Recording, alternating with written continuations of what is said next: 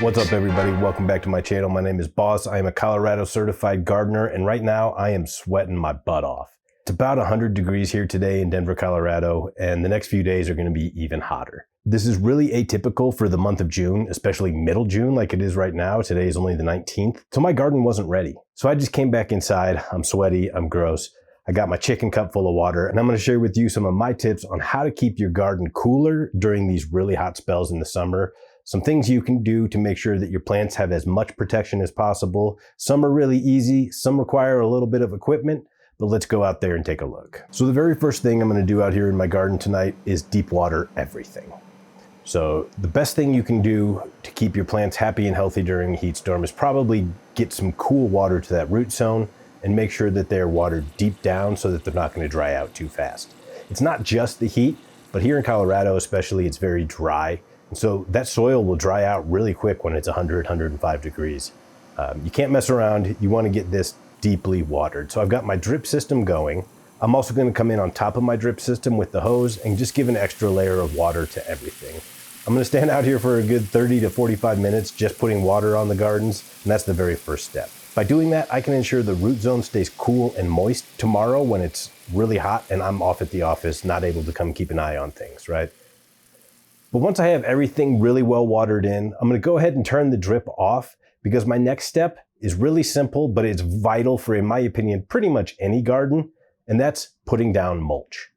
And putting down mulch, of course, means hauling some bags of mulch or getting a big dump of mulch from a landscape supply company, but then you have to wheelbarrow it over. Even with bags, I have to put them in the wheelbarrow and bring them out back here. Off to a good start when it's 98 degrees outside. Already sweating.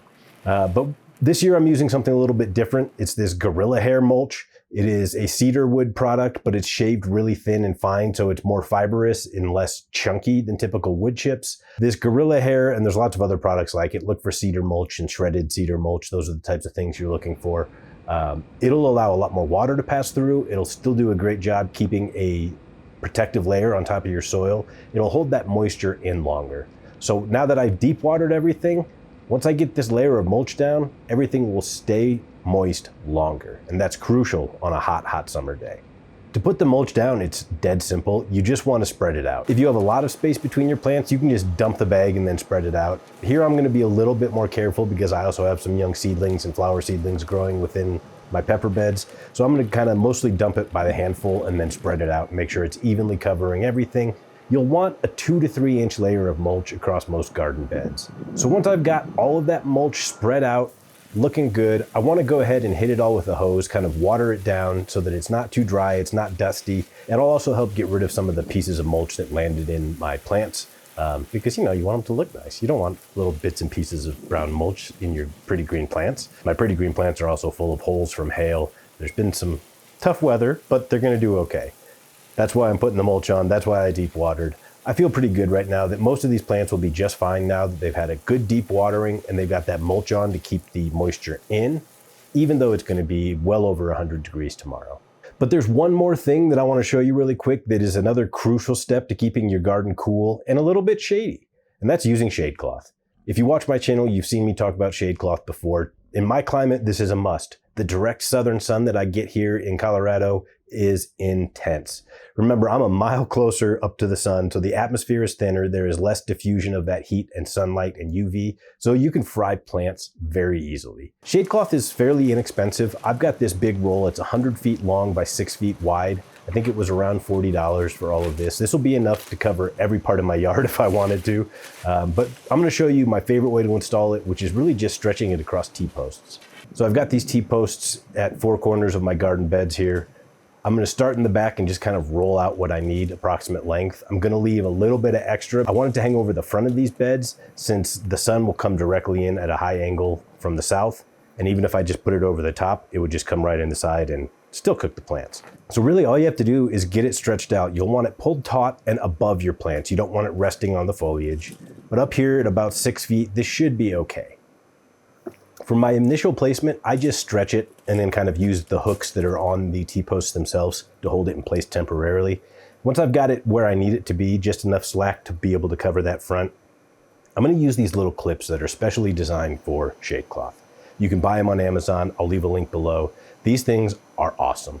They're just little pieces of plastic that fold in half, and they have these little teeth that will go through the shade cloth and then bite into the other half of the clip, keeping it closed. And then there's a little space, a loop at the end here that you can either put over a post, clip around, part of a fence, whatever you need to do. I'm going to put that right on the hooks that are on the T-post. Piece of cake. At this point, all four corners are secured. I'm going to get this front part arranged so that it will block that incoming sun like I mentioned, and it's ready to go. This is a 30% shade cloth. It'll block out about 30% of the sun's light rays, which will help reduce that heat quite a bit, as well as protect my plants from a little bit of sunburn. And those are my top 3 tips. We're gonna keep this video really short because I am still hot as hell and wanna go take a shower because I feel gross. But if you have hot weather coming and you're not quite prepared for it in the garden, do those 3 things. At least the first 2 if you can. If you can't get shade cloth in time, I understand. But it's available on Amazon. Again, I'll leave links to what I use below. You can also get pre-cut sheets that have grommets if you want to do it really easy, but those will cost more money. So just deep water, make sure everything is really, really well watered. Put down some mulch to hold that moisture in.